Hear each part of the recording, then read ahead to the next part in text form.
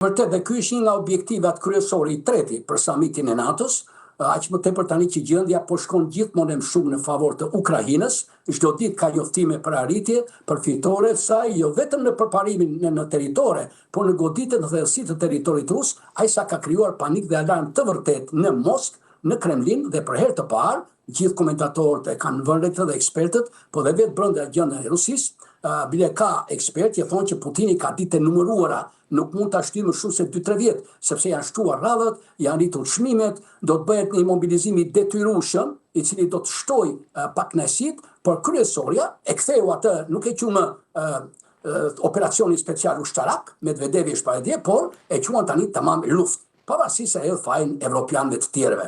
Pra, tani çështja shtrohet që Ukraina është në avantazh. Dhe në këto momente është momenti i favorshëm, ne kemi trajtuar edhe herë të tjera, që tani krijohet momenti i favorshëm për ta detyruar ndoshta Putinin përpara se ai të marrë fund, që të ulet në tyrezën e negociatojë me ai.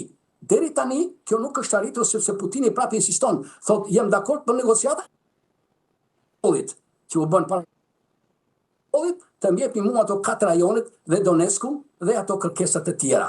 Gjithsesi, shpresat janë mëdha që edhe në luftën e Iran urojmë të ketë paqe, mos ketë më luftë, po edhe me mbështetjen e Shtetit Bashkuara, me këtë klimë të re pozitive që besojmë do krijohet nesër dhe pasnesër në Ankara, presidenti Trump edhe për shkak të interesave veta politike zgjedhore, se po i vinë zgjedhjet në orë, të angazhohet më shumë, qoftë me telefonatën me Putinin, me takimin me Zelenskin, po edhe me aleatë evropian. Këtu unë jam optimist dhe shumë ekspert sepse ai ka interes qoftë edhe nga ajo doktrina e tij transaksionaliste. Pra, sa më shpejt të vendoset paqja midis Rusisë dhe Ukrainës, aq më shumë leverdi, aq më shumë biznese fitimprurse do të ketë vetë Trumpi dhe ekipi i tij ndërmjetësues. Qoftë me Ukrainën, ka një marrëveshje, qoftë me Rusin, ku ju e dini që edhe ne ju janë premtuar edhe marrëveshje me triliona dollar. Kështu që do të thoja optimist, sepse thonë që Putini pavarësisht se shumë i dobësuar, pavarësisht se thot ministri estonian i punëve të jashtme po lufton për mbijetesë, po prap ai është i rrezikshëm. Aq më tepër që Rusia ka 1.5 milion trupa, rezervistë ushtarake i ka të gatshëm. Dhe ju e pat, edhe dje ai prap ka bombarduar në Ukrainë edhe Kievin dhe kërkon të provokojë edhe vetë Gjermaninë për të parë se sa do e zbatojë NATO atë nenin 5. Pra janë të dyja tablot, por tani situata ka ndryshuar cilësisht, jo me përparime të modeste, por me përparime goxha cilësore dhe premtuese, dhe Ukraina do thoja është bërë një vend, është bërë vendi me ushtrinë më të fuqishme praktikisht në Evropë, jo më të fuqishme, po është Turqia e dyta, por në kuptimin po bën luftë reale. Asnjë tjetër nuk ka bërë luftë reale siç po bën Ukraina. Kështu që ajo përbën një shembull dhe nuk shtrohet në problemit të mbrohet Ukraina, po të mbrohet Evropa, madje edhe Shtetet e Bashkuara të Amerikës, vlerat perëndimore. Pak kohë më parë, 1 apo 2 javë, Vladimir Putin shprehu dëshirën për të kthyer tek bisedimet e Stambollit të 2022-shit, të cilat nuk u arrit të konkretizohen, por aty pati disa pika për situatën që ishte neutraliteti i Ukrainës ndaj NATO-s, por në këmbim do të merrte garanci sigurie nga vende individuale. E dyta ishte lënia për një kohë të dytë e zgjidhjes së statusit të Krimes që Rusia e pretendon, Ukraina është kundër, por edhe vende të tjera në fakt janë kundër dhe nuk do ta njihnin një aneksim të tillë, po kështu edhe bisedimet për Donbasin të bëheshin në nivel presidencial. Mundet që ky ndryshim qasje i Putin të vi në tryezën e diskutimeve mes Trump me Zelenskin dhe një bisede telefonike të paralajmëruar që mund ta bëj nga Ankaraja kësaj here, jo nga Stambolli. Kjo që thoni ju është shumë arsyeshme dhe është e mundshme, po jo for the time being, jo për këtë moment. Është akoma herët, pra këto janë demarshe, rëndësi ka që situata është në favorin ton, si më thënë, po ana tjetër është që Putini duhet kuptuar drejt kjo, nuk e përmenda pak të shkurt, por ka rëndësi dhe në takimet që kam pas në disa aktivitete këto ditë, po dhe shtypi, bëjnë 2 probleme që ka me Putini këtu. E para që ai nuk do ta lëshojë Ukrainën. Se po lëshojë Ukraina është identiteti i Rusisë.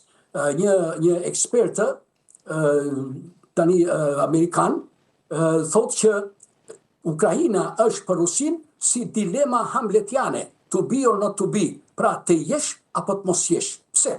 Është shtet i madh, është shtet i fuqishëm, ka grur, ka çelik, ka vlera të mëdha, është vendi i dytë më i madh katolik.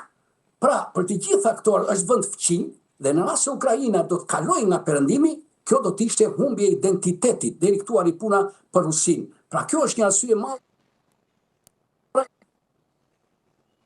Propozime me truke me ile, por ai i qëndron atyre propozimit para. Një Ukrainë pa ushtri, pa NATO, pa trupa të huaja, pa ato 4 rajonet. Ndryshe, në rast se ati ikën Ukraina nga duart, atëherë Rusia, si më thënë, ka marrë fund. Ndërsa po fitojë në Ukrainë, ai do të zgjerojë pastaj që të realizojë të prandorin ruse. Dhe e dyta, ju me të drejtë në një intervistë që të mpashme, me shumë drejtë të adhore, por nuk është logjika, ai po humbet, gjithë të humbje disfata, si ka mundësi që ai të vazhdojë.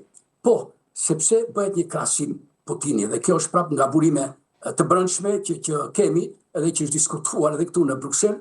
Pra, një tërheqje Putinit nga Ukraina, që mund të bëjë, nuk është një problem i madh. E mbarova atë operacion Shrak, arrita fitore, pushtova 20% e mbaroi puna. Por ai nuk e bën, se po e bëri këtë gjë, andralla, telashe, probleme, disfatat do t'i ketë shumë më të mëdha në rast se vazhdon luftën në Ukrainë. Pra të dyja janë të këqija, po e keqja e tërheqjes nga Ukraina është më e madhe, sepse do ketë probleme me ushtarët.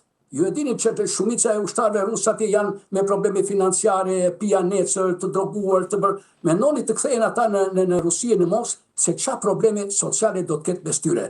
Plus problemet financiare, plus publiku pastaj që po ti the do fitoje, ku është kë fitore. Kështu që duke pas parasysh këto 2 faktorë që unë përmenda, dhe që ju me siguri do të hapin edhe më vonë, unë kam këtë avantazh se kam shumë kontakte këtu, plus gjuhët, gjermanisht e një tjetër, që kjo është arsye që ai pengohet, dhe në këto situata Putini kërkon të manovrojë, të fitojë kohë, të mati pulsin, të krijojë fërkime midis Shtetet e Bashkuara dhe vendeve evropiane, në mënyrë që ta shtyjë sa më shumë në kohë, dhe pastaj duke parë e duke bërë. E kuptoj.